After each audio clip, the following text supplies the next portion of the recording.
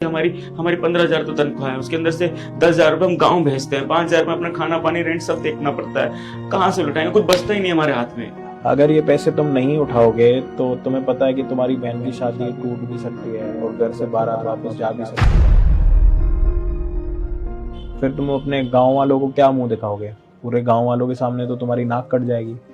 और तुम तो कह रहे हो कि तुम्हारी मम्मी भी काफ़ी बीमार रहती हैं। अगर वो ये सारी चीज़ें अपनी आंखों के सामने देखेंगी तो फिर वो रह नहीं पाएंगी।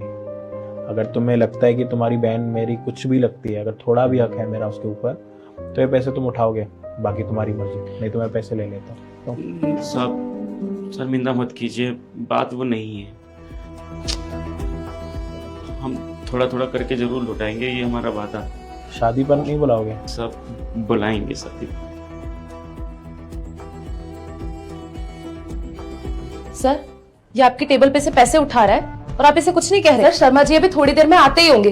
ये तो आपने उनके लिए रखे हुए हैं ना, तो फिर ये आपके टेबल पे से पैसे क्यों उठा रहा है? पैसे रख वापस टेबल पे। नहीं नहीं, तो उठाए नहीं अपनी मर्जी से, साहब खुद दिए अपनी मर्जी से पैसे। अच्छा, साहब ने दिए?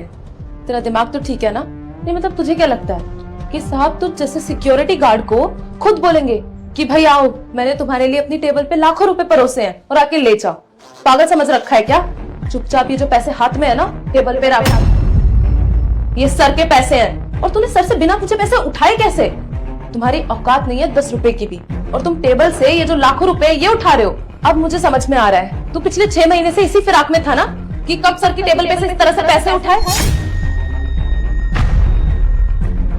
और एक मिनट, कहीं तूने ऑफिस में से और भी चोरियां तो नहीं की है?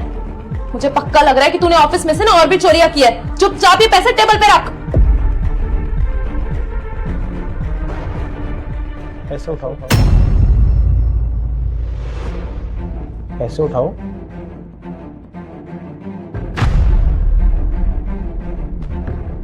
और तुम कौन होती हो कि मेरे केबिन में आके मेरे सामने इतनी चिल्लाने वाली?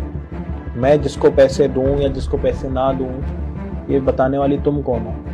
ये पेमेंट शर्मा जी को देनी है, मुझे अच्छे से पता है। वो मैं जानूं, शर्मा जी जाने। तुम यहाँ पे आके इतना हंगामा क्यों कर रही हो? और आज के बाद ना मेरे सामने इतना चिल्ला के बात मत करना, और केबिन में आने से पहले ना परमिशन लेना।